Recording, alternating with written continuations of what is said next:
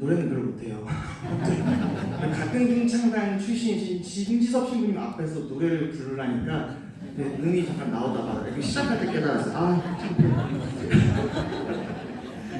그래서 가사에 집중해 주시면 좋겠습니다. 네.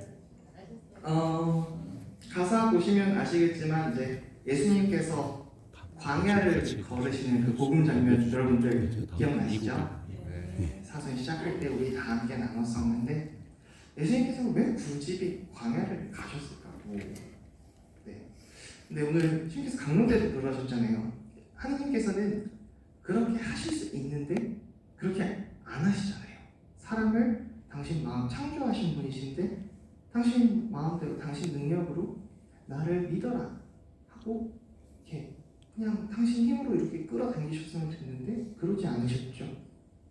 왜냐하면 당신 자체가 완전한 사랑이시기 때문에 사랑은 일방적이지 않고 상대의 자유로 함께 만들어 나가고 연결이 되었을 때 완성된다는 것을 누구보다 잘 아셨기 때문에 예수님께서 우리를 능력으로 이끄시는 게 아니라 사랑으로 부르시는 거잖아요. 광야에 나서신 것도 마찬가지가 아니었나 싶었습니다. 우리의 삶은 시소와 같아요. 좋은 일이 생겨서 너무 정말 하늘을 날아갈 것처럼 이렇게 위에 있는 데도 있지만 이보다 더 바닥이 있을까 싶을 정도로 내려갈 때도 있죠. 이게 하루, 이틀, 또 많은 시간 반복되면서 우리는 살아가고 있습니다. 때문에 인간의 삶은 이 시소와도 같은 영원히 가운데 평평하게 서 있을 수 없는 그 위아래로의 오르내림을 반복하는 불완전한 존재의 삶이죠. 예수님은 그것을 너무 잘 아셨던 것 같아요. 그래서 광야에 가셔서 당신이 완전하시지만 그 불완전함을 마주하시고자, 그러니까 난 사실 완전한 인간인데 너네 때문에 이런 척 할게가 아니라 진짜 내가 사랑하는 나의 아들, 딸, 형제, 자매와 똑같이 되고 싶고 되었고 또 그것을 알려주시기 위해서 광야도 직접 걸으시고 유혹도 직접 당하시고 그러면서 이것을 어떻게 걸어 나가야 될지를 미리 보여주셨던 것이라고 저는 많이 묵상을 하게 됐었거든요. 그래서 인간의 가난함과 그 비참함, 때로는 우리 그런 것도 느끼잖아요. 좌절했을 때, 어려울 때, 내 인생 왜 이래? 그런 걸 느꼈을 때 그것조차 외면하지 않고 함께 하시기 위해서 광야를 걸으신 그 사랑이라고 생각이 들었었는데 그래서 저는 이걸 나눌 때 되게 기뻤거든요.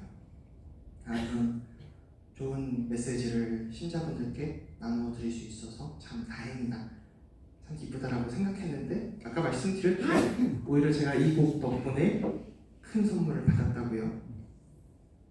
이 곡의 가사들을 다시 한번 보시고 이 장면을 조금만 바꿔볼까요? 예수님께서 광야를 걸으신 게 아니라 이곳을 아프리카라고 생각을 해보고 그 걸으신 모습들이 하느님의 뜻을 전하기 위한 교회의 선교사들, 예수님 대신에 그렇게 한번 장면을 전환해보면 딱 들어맞습니다. 이 곡을 적었을 때 저는 아프리카에 가게 될 것이라고는 생각해 본 적이 없어요. 아니 그냥 없었어요. 제 머릿속엔 아프리카는 없었어요. 그런데 이제 그때 코로나 때 사순 지나고 한 해를 거의 그냥 보내게 되고 다음 본당은 어디로 가게 될까 이러고 있었는데 처음에는 평창에서 전화가 왔었어요. 그래서 이 신부 와서 기타 쳐 그래가지고 네 알겠습니다. 미약한 제주 써주시겠다니 열심히 해보겠습니다 하고 이제 전화를 내려놨는데 전 전화가 또 올 줄 모르고 그냥 덮어놨죠. 근데 밥 먹기 전에 핸드폰을 들었더니 전화가 또 와 있어요. 주교님한테 전화가 와 있는 거예요. 네. 보통 신부님들이 주교님으로부터 전화를 받을 때는 두 가지 경우거든요. 뭘 잘못했거나 뭘 정말 잘못했거나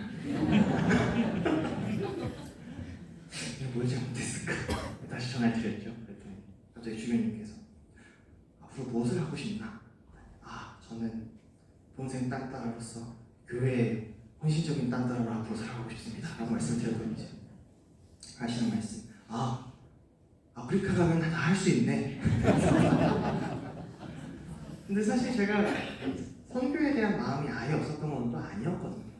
오래전에 그 마음이 있었는데 좀 잠시 내 욕심이 더 큰 것 같아서 접어놓고 있었는데 예수님이 이렇게 다시 펴주셨구나 라는 생각이 들어서 네 알겠습니다 라고 말씀을 드렸고 떠나게 되었어요. 처음에 갔을 때는 그냥 그곳에서 놀랬죠. 일단은 기본적으로 기온이 40도니까요 아침에 25도면 시원하다고 되게 기분 좋아했었어요. 그리고 이제 포장된 도로 찾기도 뭐 어렵고 심지어 공항 활주로 내려가는 것도 흙길로 돼 있으니까요. 그 비행기 문 열리면 염소가 마주나가지고 그런 곳인데 차 타고 이렇게 부근 가다 보면은 흙길이고 비도 많이 오고 우기가 있거든요.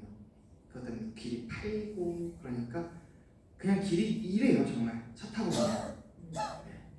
한국 오니까 너무 신기한 거예요. 다시 오늘도 오는데 고속도로 뭐 90km, 100km 이렇게 오잖아요. 차가 안 들려요. 거기서는 40km만 밟아도 무섭다고 벌벌 떨면서 막 그랬거든요. 워낙 튀니까. 그랬는데 뭐 그런 상황들도 많이 보고 제가 뭐 이제 거기는 이제 유목문화다 보니까 소들이 되게 중요하거든요. 소 지킨다고 애들이 총을 들고 다녀요. 네. 그래서 막 뭐 신난다고 쏘고 지킨다고 쏘고 뭐 싸운다고 쏘고 제일 많이 들렸던 날은 이제 요 앞에 저희 집 앞이 이제 시장이었거든요. 그러니까 우리가 생각하는 전통 시장이 아니라 길이 이렇게 있으면 판자들이 이렇게 있어요. 몇 개. 그러면 거기 사람들이 이제 물건 떼와가지고 쌓아놓고 이제 그렇게 장사하는 그런 마켓인데 그러니까 그러니까 거기는 풀이 자라는 곳은 아니에요. 사실 그 운동장에 이렇게 탁 차면은 그 휘잉 하고 날리는 그런 모래 있죠. 그런 걸로 돼 있어요. 땅들이 농사 짓기도 좀 어렵고 비 오면은 그래서 다 뻘밭으로 변하죠. 이렇게 그런 곳인데 그 어느 날 이제 시장 쪽에서 갑자기 차들이 우웅 가는 뭐 있나 이러고 있었는데 갑자기 다라라라라 이러는 거예요. 뭐지? 하고 이제 나중에 연락 물어 알아봤더니 이제 그날 공개 처형이 하는 날이었어가지고 총성을 많이 들은 날은 그날이 처음이었죠. 근데 그 공개 처형을 했던 그 사람은 이제 주지사였고 우리나라로 치면 도지사죠. 근데 그 도지사가 그 동네를 지나갈 때 항상 들려서 자고 가는 데가 저희 사제관이었어요. 그래서 그 도지사가 오는 날에 제 사제관 방 문을 열면요 그냥 군인들이 총 들고 텐트 치고 이렇게 있었어요. 지들끼리 막 시시덕덕거리고 막 쓰레기 버리고 침 뱉고. 그러니까 여러분들 조금 가깝게 말씀을 드리면 김희섭 신부님이 사제관에서 이렇게 삐릭하고 나오셨는데 여기 주차장에 군인들이 이제 진지를 쳐놓은 거죠. 실탄 들고. 이렇게 생각하시면 됩니다. 왜냐하면은 거의 한 100km 정도 되는 거리거든요. 이 큰 도시에서 이 큰 도시 사이에 있었는데 그 중간에 있는 100km 되는 거리의 도로 중에 멀쩡한 건물이 저희 집밖에 없었어요. 그래서 쉬기 딱 좋았죠. 나가지고 이제 감 내놔라 배 내놔라 이제 하우니까 열받아가지고 저도 이제 웃으면서 이렇게 하고 이제 갈 때 빨리 꺼져 이렇게 물론 굉장히 지금 순화해서 말씀드린 겁니다. 네. 저 거기서 욕 정말 많이 했어요. 웃으면서 야이 상노 정말 많이 했어요. 저 영어로 욕 잘해요. 그랬었는데 그런 것들을 겪고 돌아오고 나니까 내가 그래도 가야겠지. 그런 상황에서도 교회에 나오고 하나님을 찾는 이들이 있는데 하나님을 필요로 하는 이들이 있는데 가야지. 그 마음으로 갔는데 실상 정말 마음을 잡고 그곳에 가게 되었더니 저의 어떤 마음, 하느님의 메시지보다는 선교사들의 주머니에 있는 것들을 더 바라는 사람들이 많았어요. 그래서 뒤통수도 많이 맞았고요. 어느 날 성당에서 이렇게 청년들 뭐 하고 있길래 뒤에서 구경하고 있었는데 요만한 꼬마 아이가 저를 보면서 이렇게 있길래 안녕 뻘 쇼르나 마이키만 얘기했더니 갑자기 저한테 이러는 거예요. 니는 왜 돈이라는 뜻이에요. 그냥 돈 줘. 너네 이름은 알아? 몰라. 근데 너 차이나잖아. 돈 많잖아. 돈 줘. 그런 것이었습니다.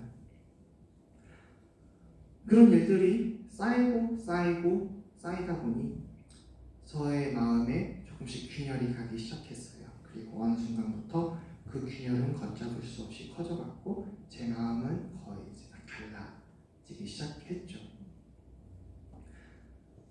어떻게 해야 될지 모르겠었습니다. 근데 그때 이 곡이 떠오른 거예요. 다시 한번 가사 볼까요? 내가 광야에 나서게 된 이유는, 내가 주림과 비참을 마주한 이유는, 내가 유혹에 맞서게 된 이유는 나를 위해 먼저 그 길을 가셨기에.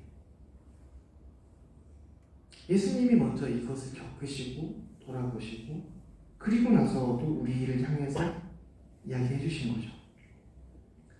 나는 너희를 사랑하고 나는 너가 구원에 이르기 원한다. 그래서 나는 이 십자가도 기꺼이 지고 갈 것이다. 네. 참 생각지도 않게 저는 어떻게 보면 이게 이렇게 설명을 안 드리면 그냥 제 곡에 제가 위로를 받은 작곡남이 돼버리는 거죠. 근데 예수님께서는 이 모든 것을 이미 알고 계셨었나 봐요. 부족한 저에게 이러한 가사들을 적어내릴 수 있게끔 이미 준비해 주시고, 제가 가장 힘들 때, 뭔가를 잃어버렸을 때 교회의 봉사자로서 의미와 사랑을 잃어버렸을 때 그것을 되찾을 수 있도록 위로와 사랑을 이미 저에게 내려주셨더라고요. 그래서 거기서 뒤통수를 맞거나 장학금 줬는데 이제 학교는 안 들어가고 염소 사 먹고 막 그런 애들한테 배신감 느끼고 그럴 때 이 곡을 부르면서 견뎠습니다. 내가 광야에 나서게 된 이유는 그분이 먼저 그 길을 가셨으니까. 그리고 난 그 길을 먼저 가신 분이 나를 불러주어서, 용서해 주어서, 사랑해 주어서 이렇게 행복할 수 있는 거니까. 나의 보답은, 그러니까 거기서 제가 하루를 그냥 어떻게든 살아나가는 것만으로도, 그 교회를 지켜나가는 것만으로도 의미가 있구나 라는 것을 되찾고 나서는 그런 일이 생겨도 견딜 수 있게 되었어요. 큰 선물을 받았던 거죠. 근데 이제 시간이 지나고 나서 많이 이제 몸이 좀 안 좋아지기 시작하니까 이게 좀 어렵더라고요. 그래서 안타깝게도 해내야 될 시간들을 다 채우지 못한 채 한국에 돌아오고 말았습니다. 하지만 저는 자신 있게 말씀드릴 수 있는 것이, 이 곡을 제가 선물 받지 않았더라면 저는 아프리카에 도착한 다음 날 한국에 돌아왔을 거예요. 이 곡이 있었기 때문에 저는 그 힘든 와중에서도 하느님을 찾는 이들을 위해 함께 3년이라는 시간이 있을 수 있었어요.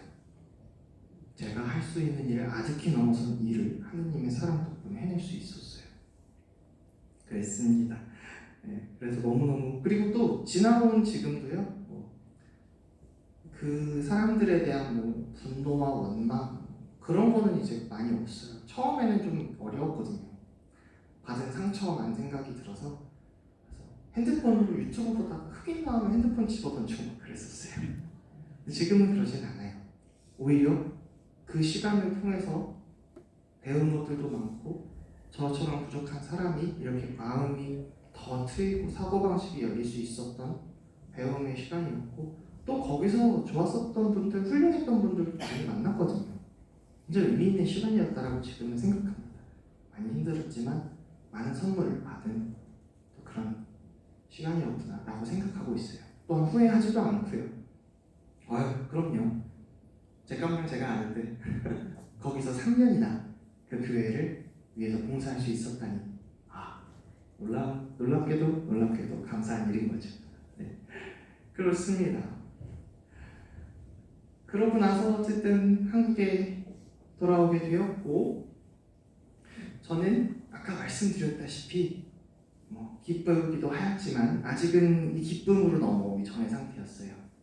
조금은 몸도 건강도 안 좋았고, 상처와 후회, 그리고 이 불안과 걱정 때문에 이것들을 어떻게 이겨내갈까, 그리고 또 내가 해내야 될 것들을 다 해내지 못하고 이렇게 돌아오게 됐는데, 이렇게 부족한 내가 앞으로 어떻게 사제생활을 해나갈 수 있을까, 그런 생각이 들더라고요. 한국에 있는 이 열정적인, 정말 신자분들의 그 마음을 채워줄 수 있는 무언가를 난 어디서 어떻게 구해다가 드릴 수 있을까? 난 그게 없는데, 제 능력에 대한 불신과 걱정들이 다시 떠오르기 시작하더라고요. 어쩔 수 없죠. 하지만 정말 또 다행스럽게도 저는 이러한 흐름의 걱정과 어려움을 이미 오래전부터 겪어왔었습니다. 저는 제 스스로 잘나지 못했음을 너무나 잘 알고 그것 때문에 많이 아파했었어요. 사춘기 때도 내가 이렇게 공부도 잘 못하고 운동도 잘 못하고 대인관계가 좋은 것도 아닌데 어떻게 훌륭한 신부님이 될 수 있을까? 근데 신부님은 너무 되고 싶고, 욕심만 많은데 능력이 없는데, 그렇다고 노력한다고 이게 너무 능력이 막 커지는 것도 아니니까 아이고 어떻게 해야 되지? 너무 막막했었어요. 그런데 그런 저의 막막함에만 너무 매달린 나머지 스스로를 사랑하지 못하고 혐오하게 되는 그런 큰 실수까지 저질러버리고 말았었어요. 그런 거 있잖아요, 여러분들. 아휴, 내가 그렇지 뭐. 아휴, 다 내 탓이야. 아휴, 내가 이렇게 부족하고 모자라서. 이게 그냥 입에 달린 채로 살았던 거예요. 15살짜리 꼬맹이가. 겸손이 아니라 자기 혐오였어요. 근데 이거를 어떻게 넘어갈 수 있을까? 넘어서야겠다는 생각 자체를 아예 못했죠. 그렇게 나를 받아들이는 게 겸손이라고 나는 착각하고 있었거든요. 그래서 어떻게 참 용하게도 신학교를 들어갔는데, 들어가 보니까 또 동창 신학생들 보니까 내가 그렇게 모자란 것 같지가 않아요. 내가 그렇게 모자란 것 같지가 않아요. 물론 그들을 몰랐을 때 지내다 보니까 야, 쟤는 저런 게 있네, 얘는 이런 게 있네. 오히려 내가 참, 나중에 그 생각이 들더라고요. 능력도 없는데 교만하기까지 하네 내가. 벗어날 수가 없더라고요. 이 굴레를 어떻게 벗어날까. 근데 참 재밌는 건요, 저만 그런 생각을 한 게 아니더라고요. 그때 신학생들이 똑같은 어려움을 가지고 있었어요. 그런데 어떻게 넘어갔을까? 바로 나 자신, 그러한 있는 그대로의 나 자신을 사랑하는 하느님을 만나는 거였어요. 하느님이 우리를 지을 때요, 이거를 이런 부족함이 생기고 저런 좀 능력적인 결함이 생길 거를, 그런 시스템을 모르고 이렇게 그냥 치덕치덕해서 처음에 보일 때 예쁘네, 통과, 이렇게 하고 만드셨을까요? 아니요. 만드신 분인데 모를 리가 없죠. 우리 친구는 성격이 호탕하긴 한데 또 한편으로는 아주 성질이 고약하다고 주변 사람한테 미움도 받겠구나. 우리 친구는 마음은 따뜻한데 입이 험하게 나와가지고 주변 사람들 상처 좀 주겠구나. 우리 친구는 참 선량하고 모든 걸 다 저기하고 하는데 진심을 안 보여주는 것 같아서 주변 사람들한테 거리감 있다고 한 소리 나중에 듣겠구나. 이렇게 만드셨을 거예요. 근데 그걸 결함이라고 생각하시지 않으셨던 것 같아요. 그대로 컨펌 확인하시고 생명을 주시고 살아가도록 세상에 던져주셨죠. 자, 하나님이 우리의 이런 모습으로 만드신 겁니다. 완전하신 분이 우리를 꼴을 있는 그대로의 모습을 만드신 거예요. 그러면 그걸 우리는 부족하다고 불완전하다고 이야기할 수 있을까요? 그럴 수 있죠. 그래야 돼요. 네. 우리는 우리의 부족한 거에 대해서 하나님한테 원망을 할 줄 알아야 돼요. 그래야 그러한 부족함에도 불구하고 있는 그대로의 나를 사랑하시는 하나님의 큰 사랑을 만날 수 있기 때문이지요.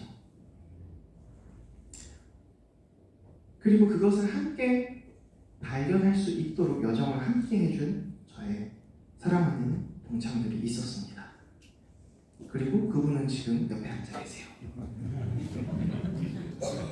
저에게 놀라운 또 제가 이렇게 이것을 어려움을 넘어갈 수 있도록 함께 나누어 주시고 큰 도움이 되었던 글을 저에게 나누어 주셨고 저는 그것을 노래에 붙이기 시작했습니다. 그리고 그렇게 아주 모자람이 그득그득한 하느님의 두 바보 같은 아들이 그분이 보시기에 너무나 사랑스러운 그 두 아들이 아주 사랑스러운 곡을 함께 봉헌할 수 있게 되었답니다. 그리고 오늘 그 곡을 여러분들과 함께 두 번째로 나누고 싶어요. 저 혼자가 아니고 이제는 노래 잘하시는 우리 신부님과 함께 해주시기 바랍니다.